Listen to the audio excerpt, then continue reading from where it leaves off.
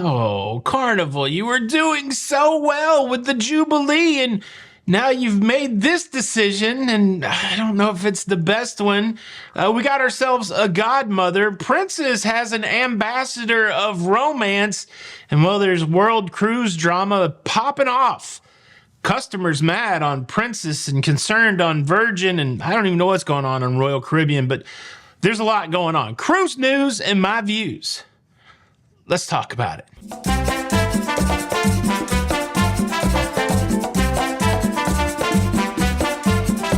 Hey, what's up, everybody? Welcome to Lido, Loca.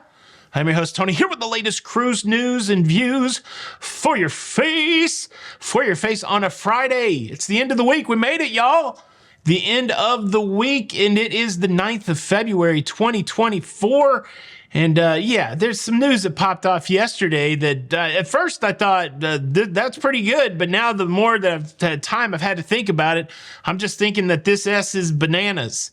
B-A-N-A-N-A-S, bananas. Carnival Cruise Line, big announcement yesterday that Gwen Stefani will be the godmother of the Carnival Jubilee. She will be present for the naming ceremony on February the 24th to christen and name that brand new cruise ship.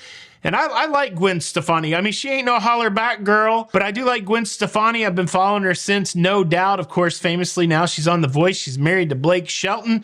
And yeah, no doubt. No doubt, Gwen Stefani, seemingly a good choice for the godmother of the Carnival Jubilee. But what do we know about the Carnival Jubilee? We know that the Carnival Jubilee is all about Texas. They got the big Texas star on the front. The cruise director, Kendall Fire from Texas. They've got a tailgate party on board. They've got food geared toward Texas. They got cowboy boots on display. They got a cowboy boot auction going on right now. It's deep. Well, it's on the coast of Texas, Galveston. Well, you know who's not from Texas? Gwen Stefani. She's from California. And I feel like this could be a miss. Again, no doubt, Gwen Stefani, I like her. And, you know, I think she's a fine choice as a godmother. But why not pick a Texas celebrity? Why not pick Kelly Clarkson? Why not pick Beyonce? If you want to pick a dude, why not pick the immortal Willie Nelson? Or how about, all right. How about Mr. Matthew McConaughey? There's so many Texas celebrities that could have God shepherded this cruise ship, the Jubilee, and kept it all in the Texas family. Look, I'm sure picking out who's going to be the God person of a cruise ship is like walking in a spider web, and Carnival's just doing the best that they can do. But yeah, I don't know. What do you think, Texans? Are you offended by this Californian representing your cruise ship down there in Galveston? What Texas celebrity should have been the God person if you were CEO for a day over there at Carnival Cruise Line? Leave a comment below. I forgot to mention it in the intro. I also have an interesting story about solicitation rules on Carnival Cruise Line. Could you be in violation of solicitation if you hide a certain thing on a cruise ship? We'll talk about that later, but I want to keep with this theme of people having special jobs on cruise ships. Princess Cruise Lines has a love and romance ambassador. And I think this happened back in June of last year, but I don't think I ever talked about it. But as Princess rolled out more of their romance packages around weddings and engagements, they also created this romance ambassador position, and they gave it to Randy Finoli. His credits include Say Yes to the Dress, Randy Knows Best, Randy to the Rescue. He's made appearances on the Martha Stewart Show, on the Today Show. This bit of news reminds me that it's pretty wild what we have going on with cruising and celebrity right now. Of course, you've got Rover, the chief dog officer on Icon of the Seas, Shaquille O'Neal, the chief fun officer for Carnival Cruise Line. Jennifer Lopez is the creative and entertainment director for Virgin Voyages. Now you have Randy Finoli as the romance ambassador. Of course, you got Emeril Lagasse putting his culinary inputs in over at Carnival. Morimoto on Holland America Line. There's a lot of celebrity tie-in, Guy Fieri. I don't want to leave anybody out, but a lot of celebrity tie-in in cruising right now. It'll be interesting to see what kind of impact all these celebs make on cruising. I wonder if it's more ceremonial, if they're actually doing work. I don't know. But yeah, there you go. Princess fans, you have a brand new romance ambassador. I do want to drop in a quick programming note. Tonight, me and the lovely Jenny B will join Allison and Gordon over on the Let's Go Travel Tips YouTube channel for a live stream that is at 8 p.m. Eastern tonight. Please come on over, show some Loca fam love for Allison and Gordon, and ask us some cruising questions.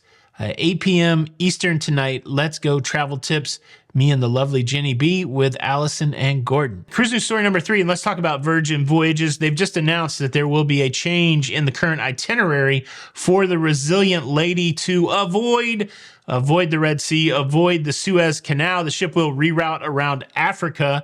It's currently doing 15-day sailings. They also have a couple 14-day sailings, but any of those sailings that involve the Red Sea and the Suez Canal, those itineraries will be altered to avoid that area. And then that rolls us over into cruise news story number 4.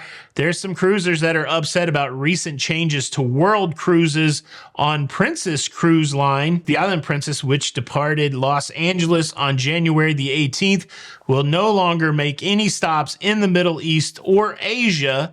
And then the Coral Princess, which is set to leave Sydney, Australia on April the 30th, will no longer visit Asia, the Middle East, or the Mediterranean. The Island Princess will instead reroute to Africa. They'll go to Western Europe and the Mediterranean, while the Coral Princess will head to Western Australia, and then they will travel up to Africa. People are not super happy about it, especially the people that have not embarked on the cruise yet. Princess Cruise Lines is offering compensation in the form of onboard credit and non-refundable future cruise credits, but they're not allowing people to cancel that cruise without penalty. So the folks that are going to be taking off on the Coral Princess on April the 30th are like, well, this whole cruise that we booked is drastically different than what we booked. I think we should be allowed to cancel without penalty. And unfortunately, they can't. Again, we've talked about this many times before. When you sign that cruise contract, there's language in there that says, based on what's going on in the world, we may have to change the itinerary that you signed up for. An itinerary change does not justify a refund without penalty in most circumstances. And so you have some cruisers that are running into that reality now. I don't even think this is something that travel insurance would cover. If you had cancel at any time travel insurance, which is a little more expensive and you have to get it at the time of booking your cruise, if you had the cancel any time insurance, you would be able to cancel. But, for everybody else that has regular travel insurance that doesn't have that rider, then, this isn't a qualifying event. So you've got people taking to social media saying, hey, look, we're happy to be safe and out of trouble because of what's going on in the Red Sea and all of that stuff. But man, we did a lot of anticipation and planning for those cruise ports. I mean, the Coral Princess, for example, they lost 10 port stops and then they've added 5 more sea days. And a lot of people that are booked on that cruise are like, this isn't even like the best place to be cruising. So interesting stuff. What do you think? Do you think the contract's the contract? Suck it up, Buttercup? Or do you think extraordinary circumstances call for some extraordinary consideration when it comes to allowing people to cancel the cruise? I would love to hear your input. Leave a comment below. Now, I got to tell you about an interesting conversation happening over at Carnival Cruise Line regarding solicitation on cruise ships. But before I do that, let me quickly invite you to subscribe. If you like staying up to date with everything going on in cruising, man, my heart was so warm. People saying that we did it all together yesterday. Cruising. Please consider subscribing with the notification bell on. That way you don't miss out on any of these episodes. Thank you in advance. Well, look, I think we're all familiar at this point with the hiding of ducks on cruise ships. Most cruise lines are very open to this idea of placing rubber ducks around the cruise ship. for others to find, almost like you would with your room steward's, tip. Just leave it hidden around. I'm just kidding. Quit hiding the tips. Rubber ducks, fairly well accepted, except Disney, they don't want that anymore. But rubber ducks everywhere else, you can hide them. And then a lot of people will put some sort of identifier on the rubber duck. Hey, you found a rubber duck and we're the people that put it there. Come to our Facebook group or whatever and post that you found the rubber duck. Well, there's somebody that is using the rubber ducks to promote their business. Now, I don't know what kind of business it is. Smartly, I would think you would promote like a travel business or something like that. But they've run afoul of one of Carnival's policies. They wanted to make sure it was okay that they used the rubber duck hiding to solicit their business. And then they asked brand ambassador John Hield, is it okay to use the rubber duck to solicit our business? And he was like, wait a minute. Are you saying that you want to solicit business from other customers on a Carnival cruise?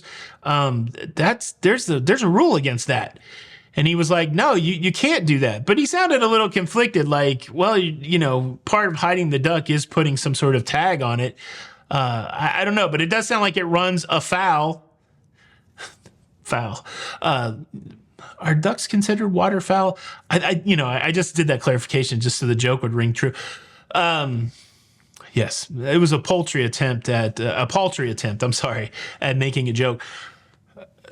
Does this run afoul of Carnival's solicitation policy? Is it okay for somebody, in addition to hiding a duck, to, tell you to go check out their business? This seems like a fairly passive form of solicitation. I normally am not really concerned with solicitation at all unless it's an undercover police officer, but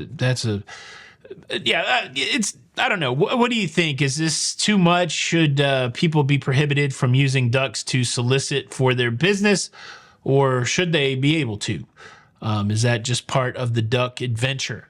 Leave a comment below. Boom. That is your cruise news. Hope you're having an awesome Friday. I hope you're ready for the weekend. And we got the big game this weekend. Let's go Colts. That's who I'm rooting. Tampa Bay. Let's go. I guess I'll go Chiefs. Let's go Chiefs. I'll be part of the Swiftie army. Let's go Chiefs. Who are you rooting for? Hope you have a great weekend. Tony for Lido, Loca. Hit the like button. And until the next time, we'll see you on the Lido. Bye. Cruise news. Cruise news. Cruise news. It's over.